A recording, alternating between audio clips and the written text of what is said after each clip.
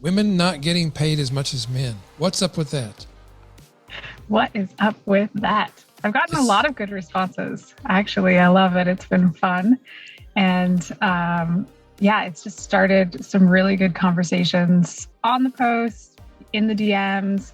And there are some people out there who definitely have very strong opinions about why they see it. And so, yeah, it's been really fun to have that conversation. you know what's interesting? I find a lot of men have strong opinions about it. And I wonder why? Why? It's a good question. And I've heard from a lot of the women actually on from their perspective. So that'd be interesting to kind of hear what you've heard men saying about it. What do they say? Everybody's heard what men have to say. We don't need to hear any more of that. They just need to sit down and shut up. So that's the conclusion I've come to. So talk to me. Why do women get paid less for copywriting in particular than men get paid? Oh, I love this topic because so to give a little bit of a backstory on it, one day I was at an event and talking with different copywriters, and I happened to talk to men and women in the copywriting field that day. And one was saying how she was charging $50 per email. And then, later on in the day, I was talking with a gentleman who was like, yeah, I charge $350 per email. And I was like, okay, there isn't a huge difference in their experience. I hadn't read either of their copy, but I'd gotten to know them a little bit at this event. And I was like, what is the deal? Why is this guy charging 7 times more? And it just really bugged me. And so this is where this conversation started for me. And, obviously we could go back to like corporate America and how women are paid less and like all of those stats and stuff. But we're talking about entrepreneurs and seeing the same thing. Nobody is deciding for women what they're making except for themselves. Okay. So you can't blame it on men. You can't blame it on corporate America. You can't blame it on anyone else but ourselves. But, so I was like, can't you blame it on predisposition of clients to say, well, it's a woman, so she's not worth as much as a man's copy? It's not worth as much. I haven't heard that one. They wouldn't say it that way, but it would be like, well, they give you we were expecting it less. We weren't planning to spend that much. Don't you think there's some expectation?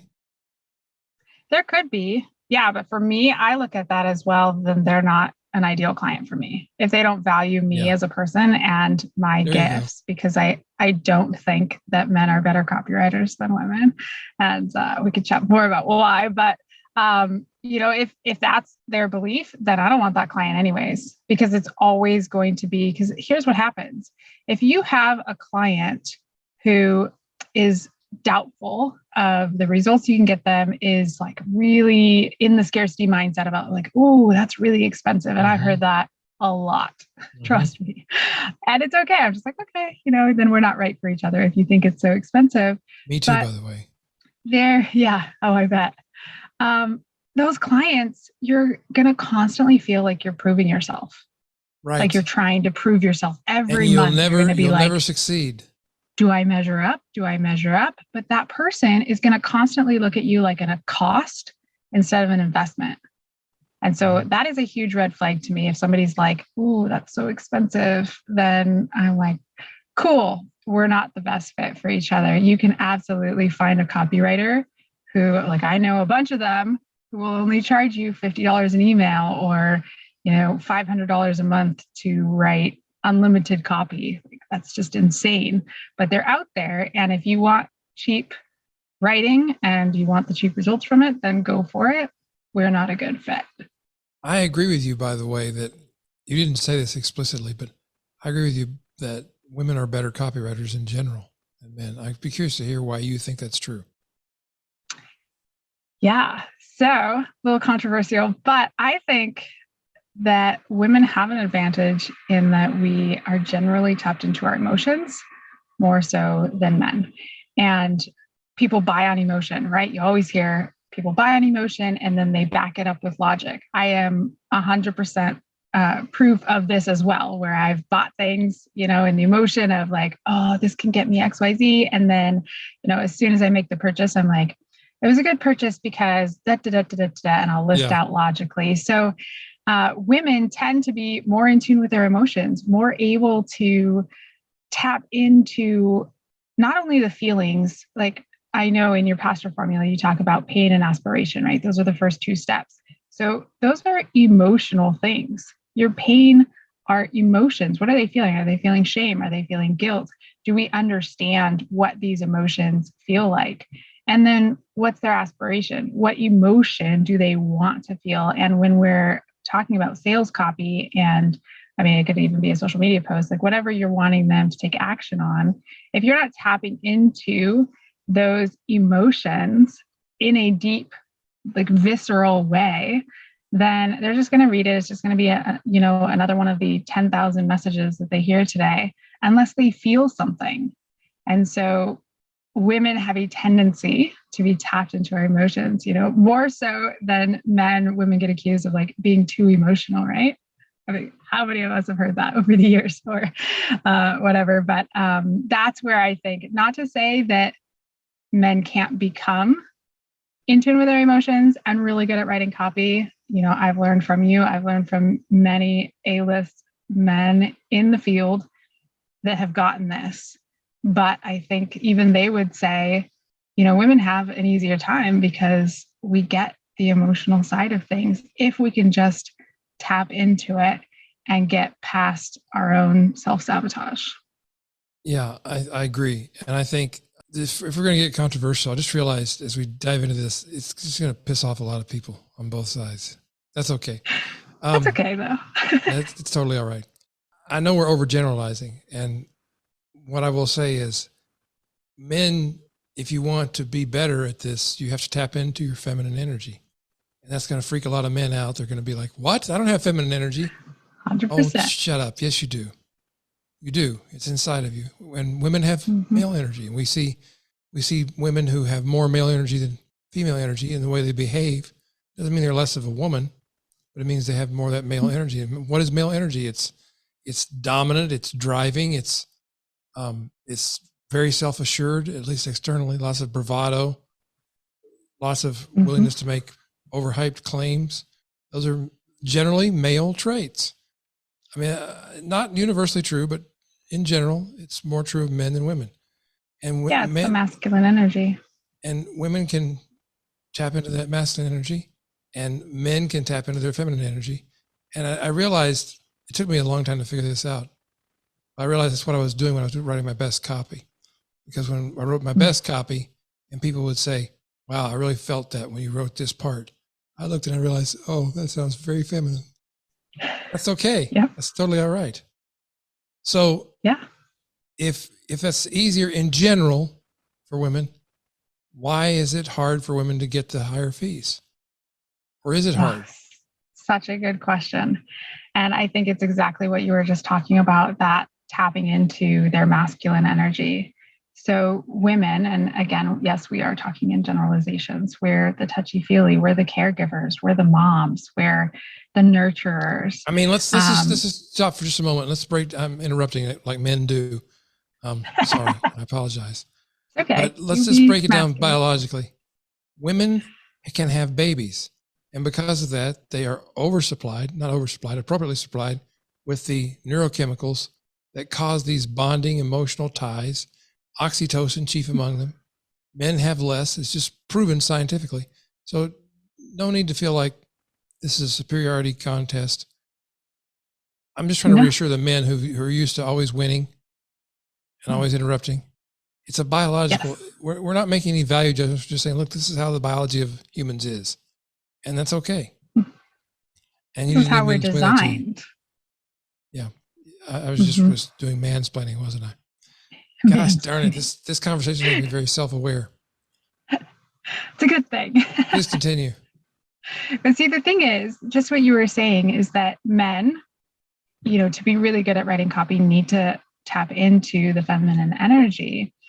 As embarrassing as that might feel to them internally, but it's true. They have both. They need to tap into both. And women, I think the reason that we really don't, I say succeed in quotes because I don't necessarily define success as money, but we're talking about making more money as female copywriters versus male copywriters. So the reason that I think men make more is because they are in that masculine energy. There's two reasons, really. Number one, I think women carry a lot of plates. They're doing a lot of other things. Like, I'm maintaining a house, I cook meals, I grocery shop, I am a mother, I'm raising my kids, and I'm running a business.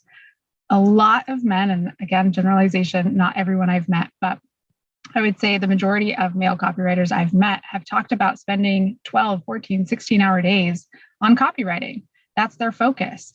Even if they're not single, even if they are married, they may or may not have kids, but they don't have all of the responsibilities that women hold. So there's that. And then the other part is this masculine energy. And you even acknowledged it earlier. You said, men tend to be more confident, more bravado in, oh yeah, I can do that. Like, no problem. We can get you 10K months easy with that funnel. Like, I'll just whip it right up and you're one funnel away. And, like, they're just very confident, and not necessarily always is that the truth.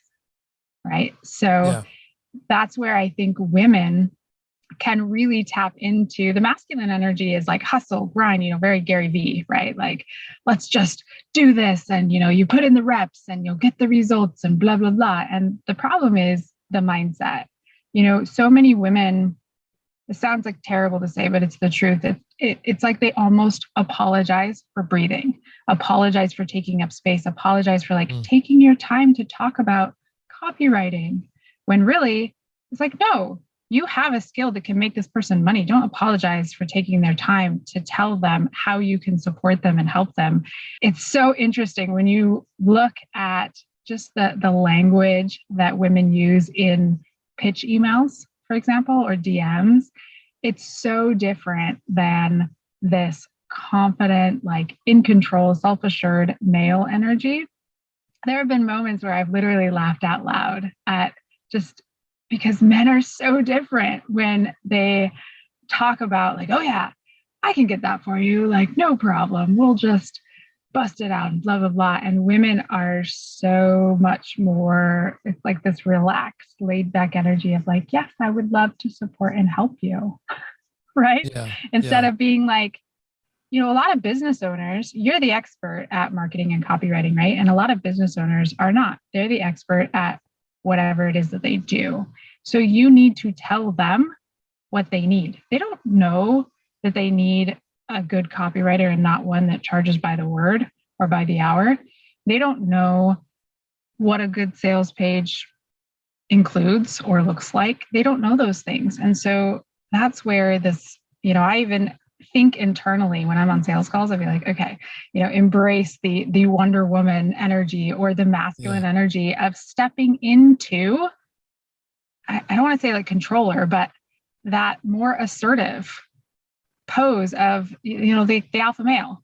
Really, that's where we should be on sales calls. The alpha male with confidence. It's confidence, confidence, confidence. If one thing sells, it's confident. And what I've seen is that most women are not confident in their skills. Sadly, they're amazing copywriters and they're still oh, I don't know if I'm good enough. And I still struggle with this too. I mean, I teach my clients, and it's something I have as well, what I call a cheat sheet of awesomeness, of a list of wins, a list of things that successes I've had, because I have to remind myself, because it's so easy to go back into that, oh, I don't know, am I going to be good enough? Right? That's so many of us are asking that in our heads, and it comes out on the sales call with women, especially. Whereas I think men just kind of can put up that front and be whether or not they're thinking, oh, I need to close this deal or get this client because I need the money. They're just oh yeah, let's do this. We got this, $5K a month. We'll pound it out for you. Whereas women internally on the call, they're I don't know. Can I get them the results? Am I good enough at writing copy? It's totally what's between our ears, I believe. That holds us back as women. I agree with you. And here's a secret that I think a lot of men don't want me to tell. If a confident woman tells us something, we believe them. So if you can step in confidence and say, look, this is what you need to do. This is what it's going to take to make this project work. This is how much the investment is. And you just say that with confidence and then you remain silent and wait for their response, the man doesn't know what to do except to agree. 100% true. I often laugh. I mean, lots of my clients have been women. I've closed almost 100% of my sales calls with men because it's just easier. It's like, I'm confident, and exactly what you said. They're like, okay, she knows what she's doing, so I'm going to say yes. And it's yes. Pretty much every time. I can't think of a male sales call I've had that's been a no. So the best advice I ever got about pricing conversations was from Dan Kennedy. And I think it's twice as effective for women. And his advice was this: the key to getting higher fees is being able to quote the fee and then shut up and keep a straight face. Yeah, it's interesting actually that you mentioned that. I think there's some of that that's true. And I've been testing actually different theories, which I would love to chat about because I've done it different ways now. I learned that from you. And I think sometimes for some people, and maybe this is just more women in the sales call, because like with men, it just seems more cut and dry, black and white. They're just like, okay, she says I need to do this, I'm going to do this. Like, sounds good. But with women, it's a lot harder, I think, to get the yes, to get them to make a decision. And what I've started doing that has been really effective is, instead of leaving that empty place, like the silence, still say it with confidence. I know you always told me, like, say it like your phone number, be able to quote your price like it's nothing, no big deal, which I do. But then instead of leaving a gap where for women, they can feel really like, oh, there's this silence pressure, and the energy stops, and then they kind of freak out like, oh my gosh, that's a big number. I was not expecting that number. Is now I just say, okay, the investment for this is $10K. We get you booked in, we get a down payment. These are the steps to work with me. And I just go straight into like, this $10K investment is going to get you this result, and we'll nail it.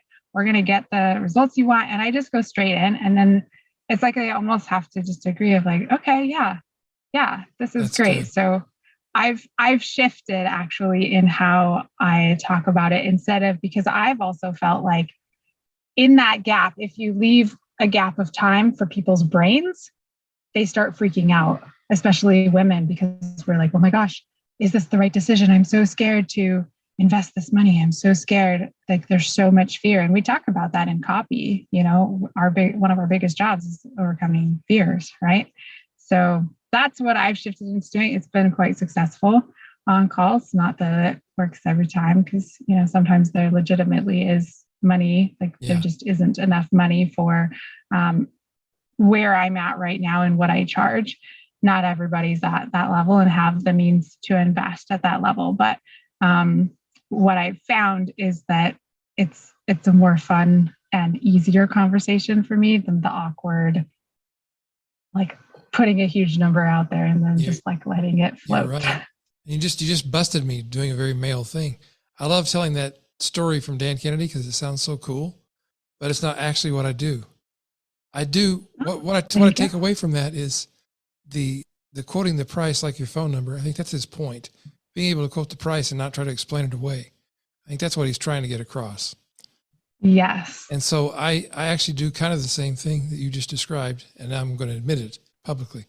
I'll say, well, that's going to be whatever the number is, $10,000, and we'll get started as soon as you make your payment. And do you have any questions about how the process works? And I'm still assuming we're moving forward, unless they tell me otherwise. Mm-hmm. Otherwise, we wouldn't be that far in the conversation.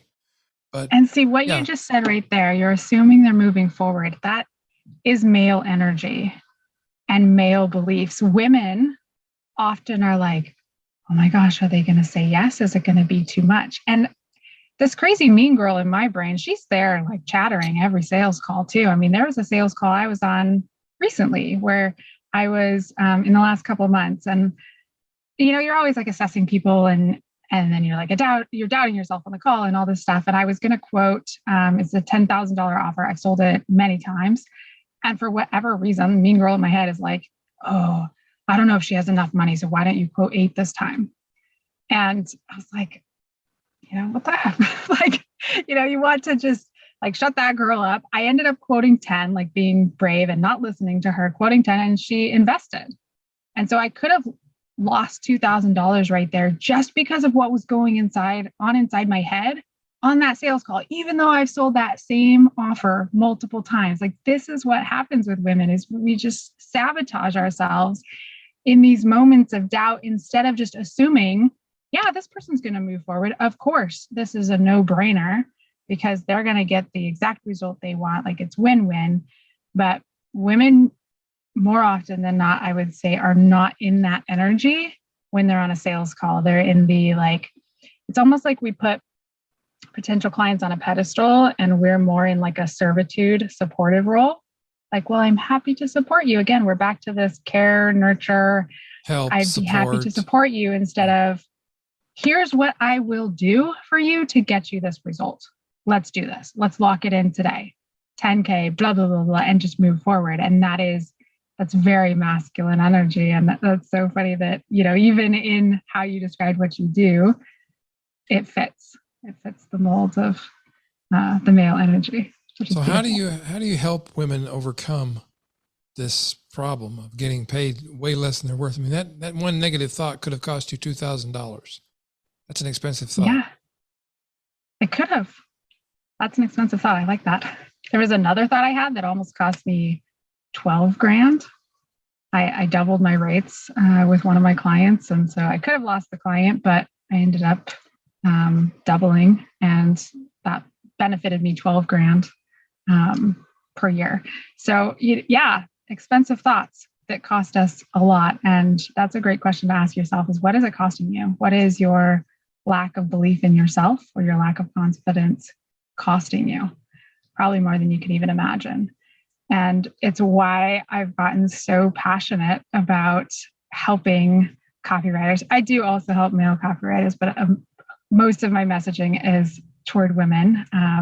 There are some men that struggle with the beliefs and confidence and pricing, but I've been passionate about women because I heard that 80% of female businesses never make more than 50K a year. Okay. We own 40% of the businesses, but we generate 4% of the revenue. 4%. You know what else is crazy? I heard a statistic recently that said 70% of buying decisions in American households are made by women. Are women. Absolutely. So yes. What's going on there? In control of most of the money, but not getting most of it in business.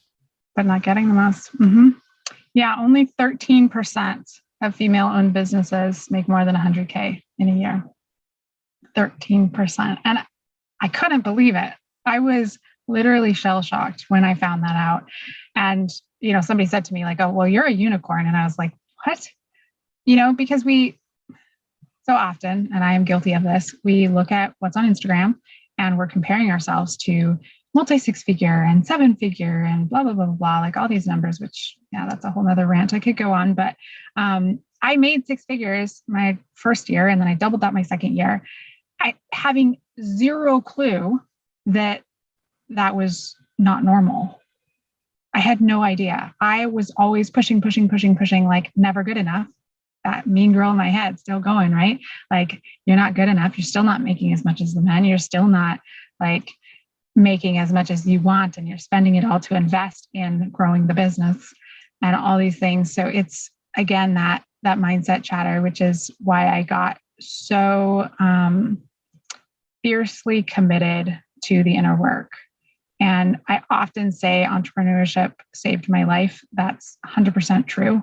I did not know about personal development prior to becoming an entrepreneur. And the irony is that I was a pastor, right? Like, I was in a ministry position for a decade prior to becoming an entrepreneur, where I was preaching about all the things in scripture that are, I believe personal development is just scripture without like saying the reference of where it is. But I'm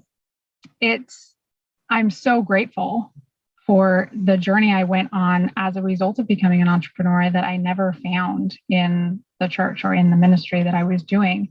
And it's the mindset work. It's getting committed to what's going on inside your head. And my favorite analogy is looking at, so we're controlled by our subconscious mind, right? If you've done any, for those listening, looked at all at conscious versus subconscious mind, our subconscious mind controls 96% of what we do on a daily basis. 96%. So it means that you're going through most of your day not really thinking about what you're doing. And your subconscious mind, your beliefs are formed from 0 to 7. So little kid, and most entrepreneurs are just little kids in grown-up bodies making decisions about businesses, which, having your 5-year-old self making your money decisions in your business, like, trust me, I know that's not wise. And I have some very bad financial decisions to prove it, that little girl who has had these money beliefs, formed from a very young age, then was running my business. And I didn't realize it. So the subconscious mind is 96% of ourself on a daily basis that's running the show. It's like when I'm talking to my clients and explaining it, I said, it's like you're this freight train. Your subconscious mind is a freight train running down the tracks, right? Every day you're just chugging along, doing your thing, going through life. It's just on the tracks, right?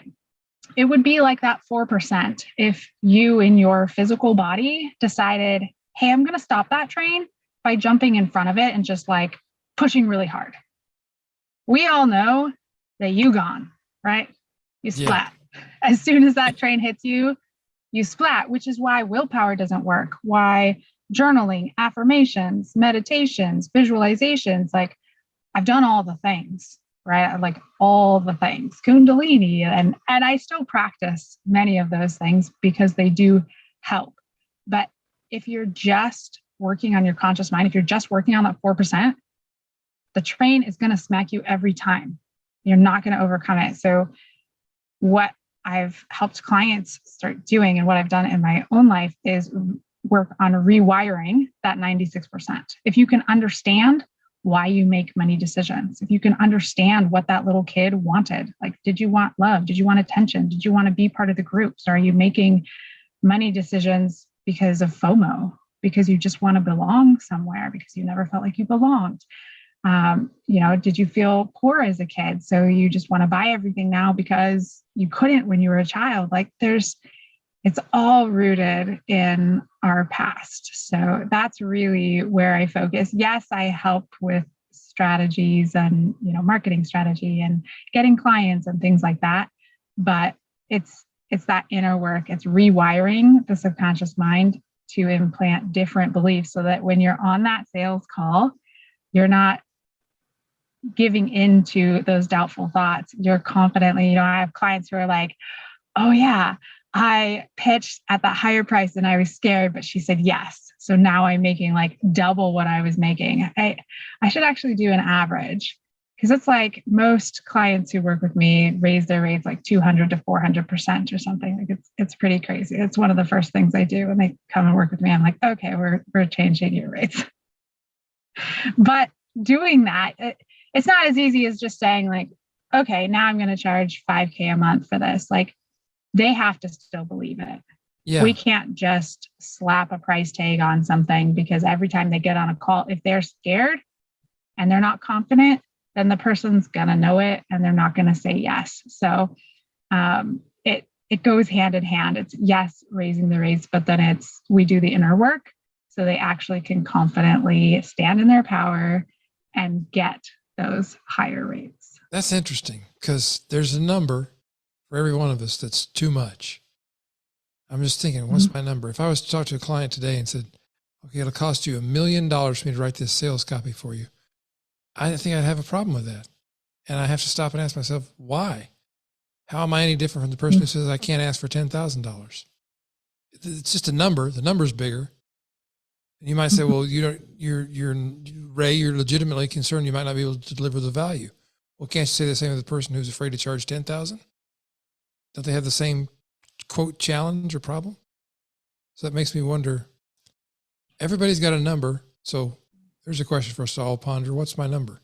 It's too much. How much do I think I'm worth? How much do I have to ask for before I feel like, oh, I'm not worth that much? That's a little uncomfortable. Yeah, but I would challenge even that, because you're priceless. Your worth has nothing to do with your work, right? Oh, you got me. Yeah, see? But I love that you said it that way, because that is where most of us live. I mean, I am a recovering perfectionist. I'm like, dude, I was a 4.0 student in college. I had 23 units at 4 universities at one time, and I was working 40 hours a week. Like, I was a workhorse, right? So I get that side of like proving my worth. I'm still uncovering layers of what that has, like how that manifests in my daily life, proving myself. I'm still working on that old belief from childhood. And so, but where that comes into with copy and this idea of like a $10,000 project versus $1 million project, then you're looking at, so I'm always saying like, what's the work worth? Like, if you're going to sell, a lead magnet, which is not for sale, it's just a free thing that's going to build their list, which ultimately does have value. That's different in my mind. Like, I don't think I could charge $1 million for a lead magnet opt-in page and welcome sequence. That would be hard to wrap my mind around. But, right. If there is a signature program that's, 10K or 25K, and they know that every year revenue is going to be 1 to 4 million, or, let's say it's 10 million revenue every year. Do you then feel bad charging 1 million for the copy for that offer to be absolutely dialed in, and them to make, let's say they make 10 million a year for the next 10 years off of a $1 million investment. So you're looking at what is the value of the work? What are they going to reap over the years? And whether you do a one-time or a royalty structure, that's another way to structure how you get paid instead of just a one-time. But is it not worth it to that person to spend $1 million to make 100 million or make $1 billion? Yes. Yes. It's worth it every day of the week. Any entrepreneur would be like, yes. If you're going to give me 10 for every dollar I invest, then I'm in. It's a deal. Exactly. So it matters what you're writing. Like, in my mind, it also matters, like, what is this project? What's the goal? Yeah. Cause there's many projects that are so big that $1 million would not be enough. They'd be looking at you like, what's wrong with you that you're not charging an appropriate rate for this work? Exactly. And then you could lose clients who are like, no, she doesn't value herself enough, or she's not charging enough. So I don't trust that it's going to be good because it's not enough money. So you could have people on the opposite end of the spectrum. Expensive is going to be different for everybody. $7 is going to be expensive for some people, right? They're only ever going to opt in for free things. They're never even going to buy your tiny offer, right? Whereas then somebody else might be, wow, you charge less than 10K. Like, no, I'm going to find someone who values their work to charge more than that. I often use the story of going to the dollar store and seeing this little light thing that like kills germs. It was during COVID, 99 cents at the dollar store. And then we went right next door to Joann's for my daughter to look at craft stuff. We're in the checkout line, same exact light, identical box, everything, $19.99. It was selling at both places 20 times more. And there were people buying it, and there were people buying it at the dollar store. So I think it's something you said, there's always people out there willing to pay at any level. It's just, what is their money mindset? And I don't think we're responsible for their scarcity, number one. And I think that, you have to look at what is the end result that they're looking for. There are products out there making 6 figures a day. Yeah. So do you think they cared about spending more than $1,000 on their copy? Right. Yes. Exactly.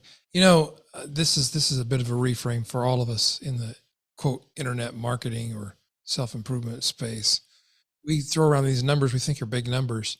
And the truth is, according to the government, a small business is any business that makes less than $100 million a year. So by that estimation, Justin Bieber is a small business. Good point. What does that make us? Like, I'm not trying to belittle anybody. I'm just trying to say it's all a matter of perspective and what's the context in which you're speaking. And it just helps me realize, for me, it helps keep my ego in check. Really. It's like, well, it's not that big a deal. yeah, if we could just keep that unattachment, it's not that big a deal, to labeling good or bad. Like, let's just be neutral, be grateful for, they said yes. Awesome. I'm so excited. I get to be part of their project and increasing their impact and influence. They say no. Awesome. It wasn't meant to be. I'm so glad that I didn't get into a project that ended up being a disaster. Right? Like, equanimity, either way. It's awesome. Yep. It's great. But so often we get really wrapped up into good and bad and fail and success and, labeling, oh, I lost the sale and I've done this, right? This is why I've been doing the work, the inner work, because it's so easy to, especially early on in your copywriting career, when you're more desperate for clients, you really want to get things rolling, you want to make the money. It's easy to look at those things and label like, oh man, I didn't get it. I lost that sale, or that client said no. And then you feel horrible about yourself because you're like, oh, maybe I should have quoted less. No, don't quote less. Just be grateful that, never discount your prices or quote less, because I promise you, it will just be a nightmare. I'm living proof of clients. So if someone is listening to this and they're like, I need to talk to Dawn. I need to work with Dawn. How do they get in touch with you? Find me on Instagram at dawn.copyqueen. That is where I play the most. Send me a DM, say hi. If you listen to this conversation, I'd love to hear your thoughts on men versus women and how we quote prices. But that is where I play the most. So find me there. Cool. Dawn, thank you so much. Really respect you. Love the work you do. Love you. Thank you. I love you too, Ray.